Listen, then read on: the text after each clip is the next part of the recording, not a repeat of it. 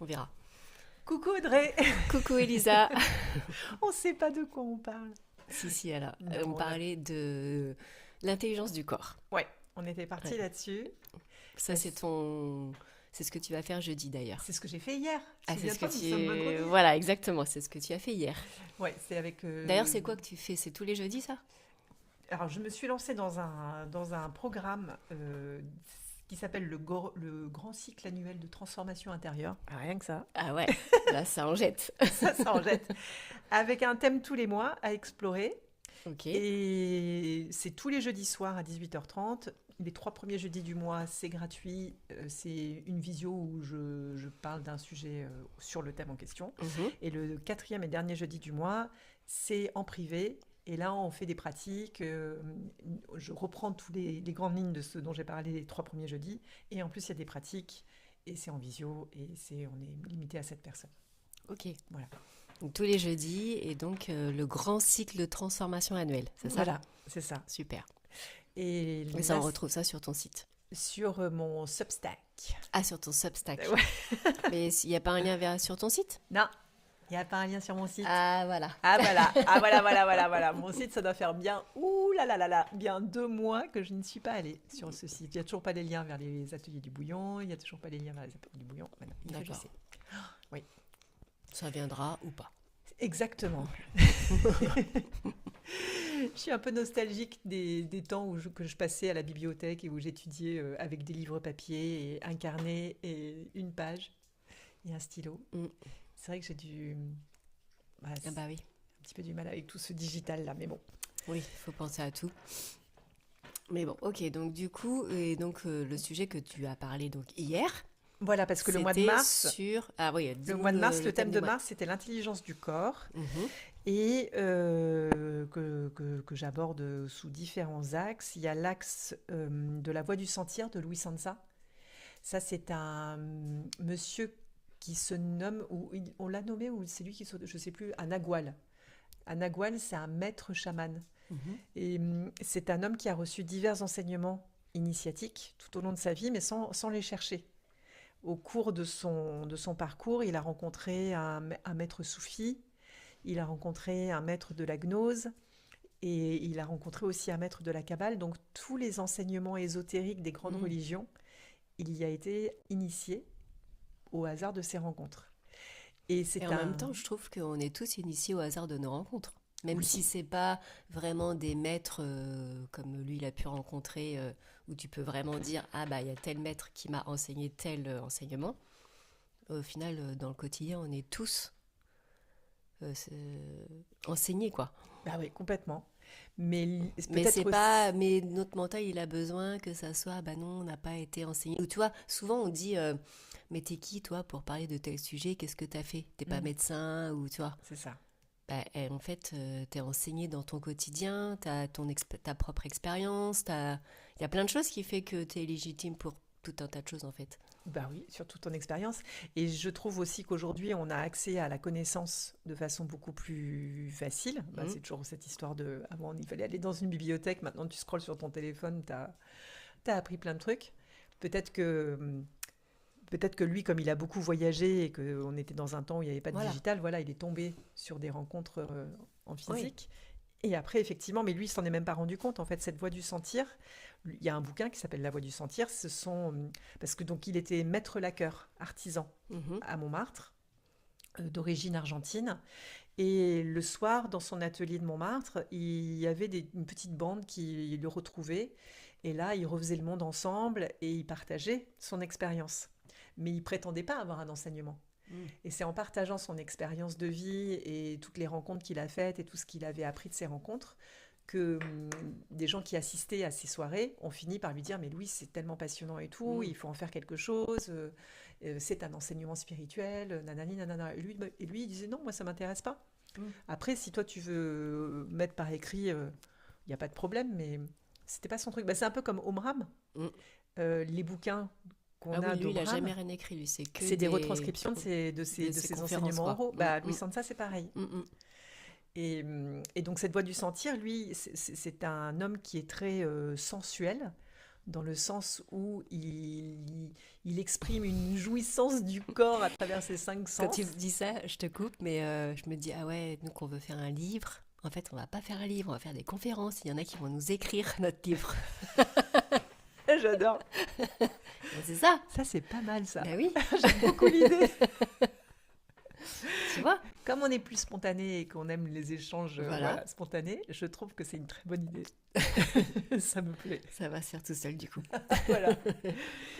Et donc, cette voix du sentir, elle passe vraiment, c'est une voix du féminin et des cinq sens, et de se reconnecter au plaisir de l'incarnation. Mhm. Et bon, moi, j'adore parce que je trouve que c'est jouissif. Il te raconte une paella, mais tu as l'impression qu'il fait l'amour à la paella. C'est un bon vivant, il mange, il boit de tout. Enfin voilà, c'est le kiff. Le Ben, kiff, c'est vraiment, moi ça me fait penser vraiment à la connexion au moment présent, quoi. ah bah complètement, c'est ça. T'es là, ici et maintenant, et il n'y a pas de passé, il n'y a pas de futur. Voilà, et tu es en lien. C'est Mm. le moment présent en lien Mm. avec, Avec tout ce qui t'entoure, avec tout ce qui t'entoure. avec toutes tes sensations. Voilà, toi d'abord, Mm. mais aussi l'esprit, bon là en l'occurrence de la paella, c'est un peu, un peu débile Non, ce que je mais vous dis, mais en fait, quand tu manges une paella, si tu fais pas, enfin n'importe quel plat d'ailleurs, le geste de la fourchette qui va à ta bouche, enfin c'est un peu la méditation consciente. c'est ça. Et je pense aussi que quand tu reconnais, tu vois, je sais pas, tu manges une salade, tu reconnais l'énergie du végétal et tu te relis à la salade, Mm. tu vas augmenter aussi le niveau de vibration parce que tu es en lien. Ah bah oui, bah ça me fait penser aussi tu sais, le bouquin que je t'avais passé d'Omram, justement, le yoga de la nutrition. Oui, que j'ai toujours pas lu. Où tu te connectes ou même quand tu fais la cuisine ou voilà que c'est vraiment dans l'intention de ce que tu fais et forcément l'énergie elle est pas la même et il dit même si tu es en colère ou si tu es triste bah franchement fais pas à manger parce que ça va ou même ne mange pas la nourriture qui a été préparée dans ces conditions-là parce que ça va te desservir quoi. Exactement. Et ça va se sentir dans la Mm. qualité nutritionnelle, Ouais. gustative, ouais, Mm. complètement. Et d'ailleurs, on voulait, on se parlait de ça avant de commencer l'enregistrement. Quand je regardais de quoi je pouvais parler sur l'intelligence du corps, je me suis intéressée à, bon, c'est aussi dans ma pratique la mémoire cellulaire, parce que je trouve qu'il y a un paradoxe quand on dit le corps ne nous ment jamais. Alors, c'est vrai, sauf que le corps obéit à l'esprit, mais à l'esprit supérieur et aussi l'esprit inférieur. Donc, le corps obéit aussi à notre inconscient et à nos mémoires inconscientes, nos mémoires transgénérationnelles, nos mémoires karmiques. Donc, si on a dans Et notre au mental ADN, en fait aussi. oui, mais le mental auquel on n'a pas accès consciemment, le Ah mental oui, tu inférieur. crois? Ah oui, parce Et que pas le mental auquel on a accès, parce que lui, des fois, il peut prendre la place et se sentir...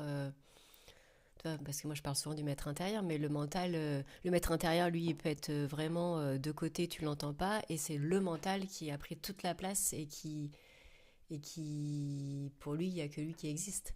ah oui, alors tu as raison de préciser ça. Là, ce que j'expliquais quand je dis que le corps obéit à l'esprit, il obéit aux trois dimensions de l'esprit. Le Mhm. mental supérieur, la part de nous la plus intelligente, la plus consciente, le mental inférieur, donc la part de nous qui est dans la peur, mais aussi la part inconsciente dans Mhm. la peur, et l'esprit, le souffle divin qui est le maître intérieur à l'intérieur de nous. Ok. Et comme on est 90% inconscient, du coup, le corps obéit à cet inconscient comme au reste. Ok. Et quand il y a... Déjà, on hérite de ces mémoires transgénérationnelles dans notre ADN, donc il peut y avoir des défauts génétiques. On peut se trimballer des maladies, on peut se trimballer des trucs. Il peut y avoir aussi des empreintes karmiques de blessures de vie passée. Mhm. Si on a été...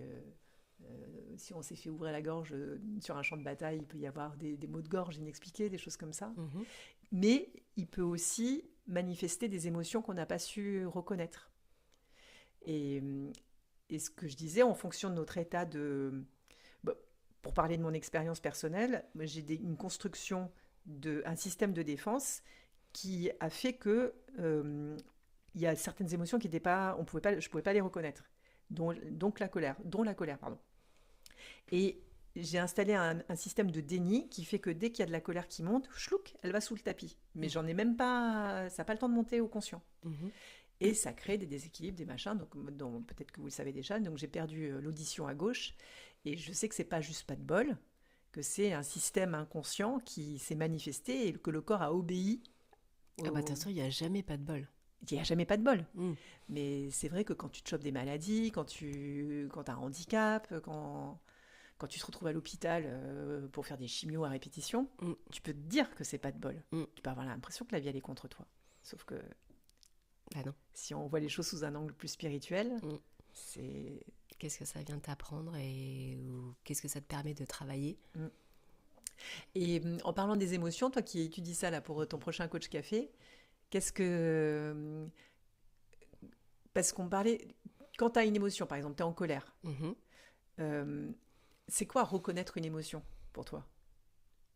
Bah, déjà, c'est d'arriver à... Comment dire? À sentir... À ressentir ce qui se passe en toi. Où, à quel endroit dans ton corps? Qu'est-ce que ça te fait? Est-ce que ça sert? Est-ce que tu es plus renfermé? Est-ce que ça te chauffe? Est-ce que la colère, par exemple, ça peut chauffer? Enfin, tu sens qu'il y a quelque chose qui monte. Après, c'est de mettre de la conscience, en fait, là-dessus. Parce que des fois, tu es en pilote automatique, ça monte, mais tu t'es même pas aperçu. Je te donne un exemple récent. Je suis en plein divorce. Je vais à Paris, je croise mon futur ex-mari. C'était pas prévu. Ok, bon, c'est pas agréable. Je sens que c'est pas agréable, mais il y a la surprise. Voilà, je suis un petit peu déstabilisée. Mais voilà, je reconnais cette surprise et cette déstabilisation. Et puis je pars me balader avec ma fille et on retrouve une copine. Et sur le chemin, je me sens tellement mal. Mais genre malaise, je suis au bord de tomber dans les pommes, j'y vois trouble, j'ai le cœur qui bat, je me sens pas bien. On s'installe au resto, je suis toute blanche. Ma meilleure amie qui me connaît par cœur me dit qu'est-ce que t'as? Je dis je sais pas, je me sens pas très bien et tout. Et là ma fille elle dit elle a croisé papa. Et là, et c'est marrant parce que l'émotion elle remonte, le fait de le verbaliser, que ce soit vu, en fait, moi je crois que j'ai besoin d'un témoin. Là ça a pu être reconnu parce qu'il y avait un témoin. Et là j'ai pleuré. Et après, ça allait beaucoup mieux, physiquement. Oui, parce que, mais toi, comme tu dis, comme tu partages, c'est que pendant longtemps, tu n'avais pas le droit de les... Ah ben non, moi, j'ai un coupe-circuit autonome. Voilà. Et ça, c'est un petit peu pénible, quoi. Donc là, du coup, ça t'arrive à reconnaître ça avec le... Pardon. Ah là là. Ça y est, il va se taire, lui? Non, mais quoi? Du coup, pour reconnaître ça, c'est la reconnaissance des autres, t'es très utile, quoi. Oui, moi j'ai besoin d'un témoin extérieur, effectivement. Pour le moment. Pour le moment. C'est pour ça qu'un thérapeute, un accompagnement ou une pour amie... Pour t'aider à reconnaître ça, et après, plus tu vas travailler dessus, plus tu vas comprendre que c'est tel événement qui t'a... J'espère, je sais pas, c'est une vraie question que je me pose. Tu penses? Bah ouais, je sais pas. Est-ce que j'aurais besoin toute ma vie d'un témoin extérieur pour me dire qu'est-ce que t'as? Et tu peux te la poser, cette question, à toi-même. Mais non, mais j'y arrive pas, pour l'instant. Ah ouais. Parce que, tu vois, j'ai vraiment pris conscience quand je l'ai croisé que ça allait me faire un truc, parce que c'est objectivement normal. J'ai senti l'inconfort. Ça n'a pas suffi. Ah oui, en fait, c'est que t'as pas réussi à mettre des mots, ou c'est ça? Non, je sais pas. Je sais pas exprimer. Je sais pas si ça avait besoin de sortir, j'avais besoin de pleurer. Ouais. Et en l'occurrence, le fait de me reconnaître à moi-même, ah bah tiens, oui, là, je suis un peu secouée, ça m'a déstabilisée, ça n'a pas suffi. Oui, de t'autoriser à pleurer, en fait. À vraiment décharger, quoi. L'émotion, la libérer. Bah ça, c'est le problème de beaucoup de personnes. Hein. Quand il y a quelque chose, tu sens que c'est dans la gorge, tu as envie de... c'est bloqué et tout, mais il y a des gens autour de toi, donc finalement, tu te retiens. Mais quand l'autre te voit... Bah oui, là, hop, ok, c'est bon, je peux y aller, quoi. Oui, c'est ça. Voilà, il y a une autorisation. Mais j'essaierai de m'auto-autoriser la prochaine fois. Mais je ne sais pas si ça marche aussi bien que quand tu as... Et puis, je trouve que quand il y a un regard extérieur, ça fait aussi comme un tuteur, quelque chose sur lequel tu peux t'appuyer, parce que ça peut faire peur aussi d'avoir une émotion qui monte. Ouais. Tu peux avoir peur de t'effondrer, que de te noyer dans les larmes ou d'être submergé. Mais j'ai l'impression... je sais pas, en fait. J'ai l'impression que quand il y a quelqu'un en face de toi, quand ça a eu l'autorisation de ça y est, c'est bon, qu'est-ce que t'as? Ok, tu te mets à pleurer et là ça tombe. Que si t'es toute seule, peut-être que c'est plus difficile et donc peut-être que tu reconnais l'émotion, etc. Mais peut-être c'est plus difficile que ça sorte en fait. Bah peut-être. Ou ça Et dépend de chacun. il Peut-être qu'il y faut a des gens. trouver une manière de, je sais pas, tu mets une musique triste, ce qui va te faire pleurer, qui va te faire sortir un peu les larmes, quoi. Ouais, ça c'est bien ça. Mais je pense que ça dépend de chacun, ça dépend aussi du moment, c'est que des cas Oui, particuliers. De oui. toute façon, il n'y a pas de recette. Et puis ça dépend de l'événement, du Voilà, du moment, contexte. enfin, il y a plein de choses, mais des fois où moi je vais pouvoir pleurer facilement, et puis il y a des fois où je sens que c'est là, mais Ça sort pas, quoi. voilà, tu mets une musique bien triste, et là c'est bon, ça sort, et après ça fait du bien. C'est vrai, mais j'ai même une playlist dédiée. Là, j'ai besoin de pleurer.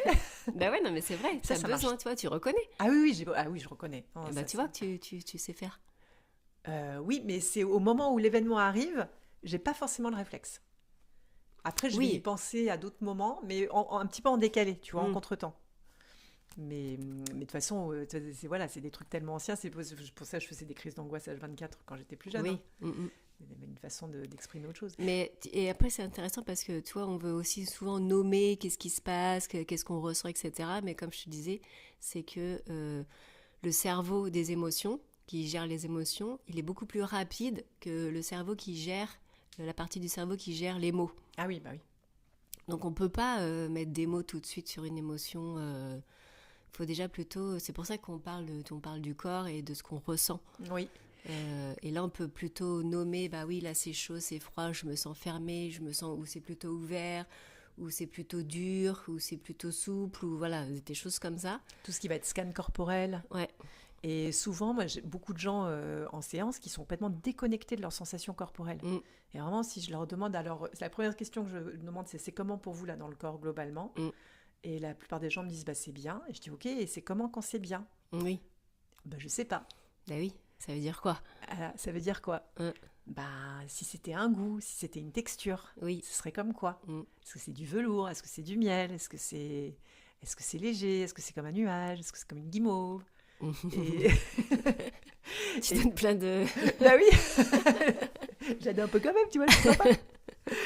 Et d'ailleurs, ça me fait penser, parce qu'il y a une nouvelle balade dans la forêt de Brocéliande là, qui est en train de s'organiser pour le mois de mai.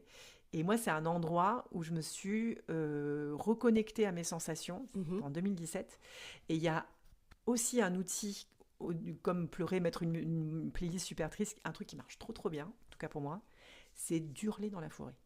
Ah oui, Ah, ça de moi j'arrive pas à ça. taper un cri, Ah ouais. mais comment c'est bon! Mm. Ah Un oui, ça, tu libères là. Un bon vieux cri des cavernes, tu sais, un truc, mais tu sais même pas que t'as ça à l'intérieur de toi, quoi. Mm, mm. Bon, ok, il faut une forêt hyper calme. Ouais, là tu fais peur. T'imagines tous les petits animaux qui sont là, paisibles, dans leur petit nid et tout. Oh, qu'est-ce qui se passe? Là, t'as un monstre qui va libérer toute sa colère, toute sa frustration. Mais la terre, la nature, je trouve que c'est un outil. Enfin, c'est pas un outil, c'est quand tu te remets en lien avec la nature, avec les yeux, avec tous tes sens, Mm, tu te remets en lien aussi avec ton corps, en fait, puisqu'on est issu de la nature. mhm. Et je trouve que c'est encore plus nourrissant nommer ses émotions en pleine nature et les nommer dans un cabinet ou face à Mm, quelqu'un. Enfin, il y a encore un autre rapport à soi, un autre rapport au monde. mm, mm. Mais c'est vrai que c'est intéressant de... Parce que souvent, quand tu es avec un thérapeute, il va te dire, il va essayer de te faire parler, mais on n'a tellement pas l'habitude, en fait, Oui, comme tu dis. Euh, puis on est pauvre en vocabulaire. On est pauvre en vocabulaire et on n'a pas l'habitude d'aller un peu se scanner vraiment de ce qui se passe, qu'est-ce qu'on ressent, etc. Et de mettre tous les mots que tu as mis, c'est sucré, c'est salé, c'est guimauve. Mais, et du coup, c'est vraiment un travail à faire parce que les émotions, c'est de l'énergie en mouvement, Mm. emotion, là. Et, Et elles ont une sensation, elles ont une texture. Tu vois, la colère, et c'est des messages en fait aussi c'est des messages. qui viennent à travers le corps. Ouais. Et qui, eux, pour le coup, sont toujours vrais, même s'ils ne sont pas toujours fondés aux yeux du monde. Si on te dit, bah quand même, t'exagères, ça c'est un truc, ça me rend dingue. Mm. Ça me fait péter un plomb. Ouais. Quelqu'un je suis en train de pleurer devant un film, ok, c'est débile, mais vas-y, laisse-moi pleurer. Bah oui. Et là, t'as quelqu'un qui te regarde genre, bah pourquoi tu pleures? Mm. C'est pas triste? Bah si c'est triste, laisse-moi. Bah oui. Ouais, mais après, parce qu'en fait, derrière l'émotion, il y a le message qui est véhiculé, et puis il y a le besoin qu'il y a derrière cette émotion. Et puis il y a ton Et expérience. souvent, on n'arrive pas à reconnaître le besoin qu'il y a derrière l'émotion qu'on vient Ouais. d'exprimer. Le besoin fondamental ça vient toujours de l'enfance, un besoin de reconnaissance, besoin de sécurité, besoin de... Oui, voilà. Et on attend de l'autre quand on est en conflit ou quoi, ou quand on va se mettre en colère après quelqu'un parce qu'il laisse, je sais pas, traîner ses chaussettes. Et du coup, on pense que bah, notre colère, c'est parce que l'autre, il laisse traîner ses chaussettes. En fait, c'est que derrière, il y a un besoin bah, De respect de parfois. respect, de rangement, etc. Mais toi, comment tu t'apportes, du coup, l'ordre que tu as besoin, le respect que tu as besoin Mm.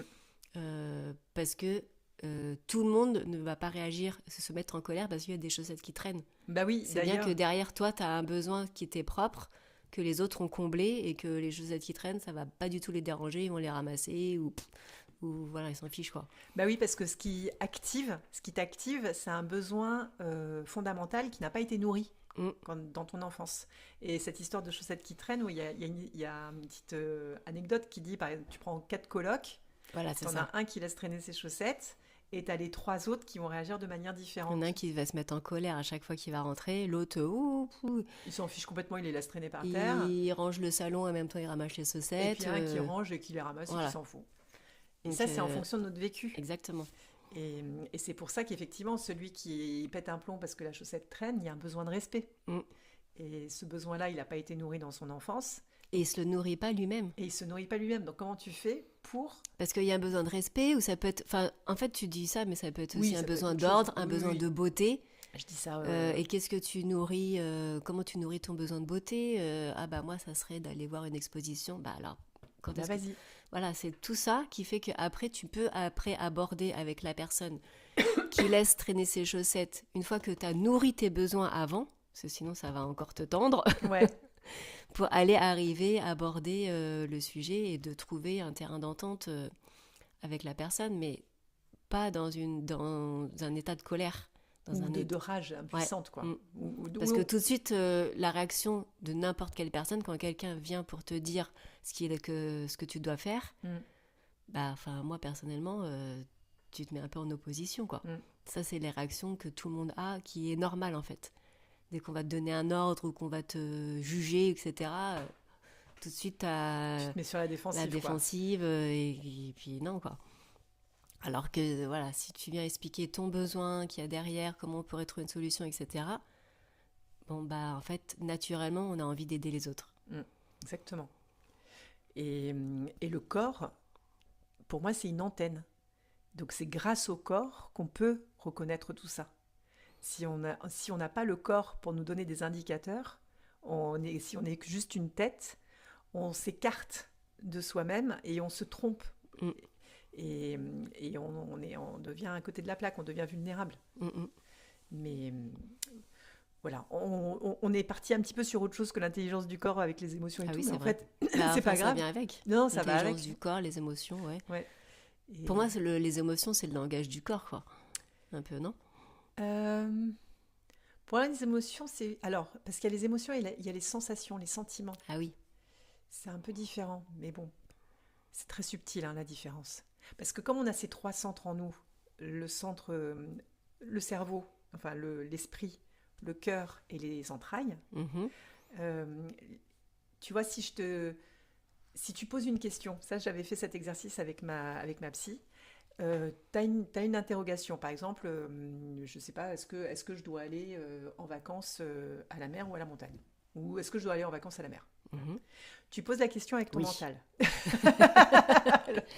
C'est très simple, c'est oui. Ton mental, il va, donc tu notes tout ce qu'il te dit. Toutes les voix du mental, les idées, les machins, les intuitions, tout, tu notes. Une fois que le mental, il a tout dit, il faut vraiment qu'il dise tout parce qu'il est très bavard. Mm. Là, tu vas dans le cœur et tu te poses dans l'espace du cœur. Est-ce que j'ai envie d'aller en vacances à la mer?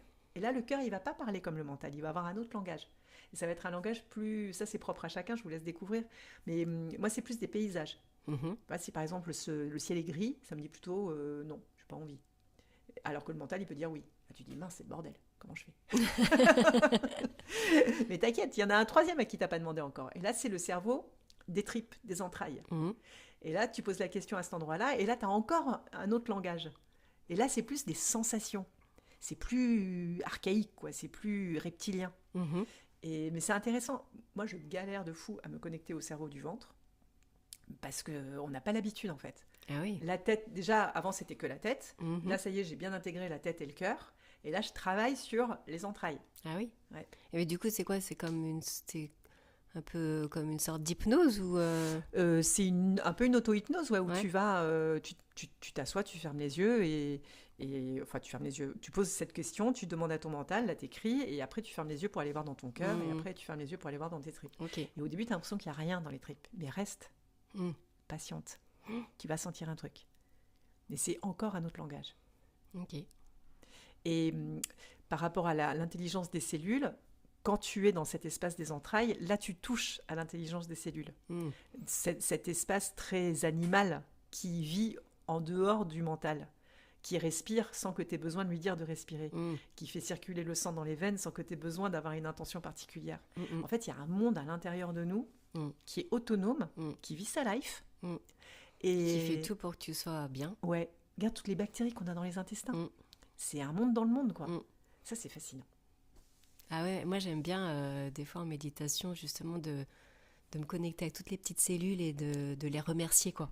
Oui, Et à chaque fois que je fais ça, j'ai l'image des petites cellules qui sont toutes souriantes. Ah merci, qui pétillent, tu sais. c'est vraiment ça. Et on le sent qu'elle Parce pétille. on oublie ça en fait, au quotidien, ça travaille pour nous quoi. Mais ça travaille pour nous. C'est Et dans le extraordinaire. sens de la vie. Ouais, c'est ça. Dans Toujours le dans sens de la vie. Et j'avais entendu un truc, on va finir là-dessus parce qu'après on va être en retard au yoga. Une cellule cancéreuse, c'est une cellule qui a oublié qui elle était. Mm.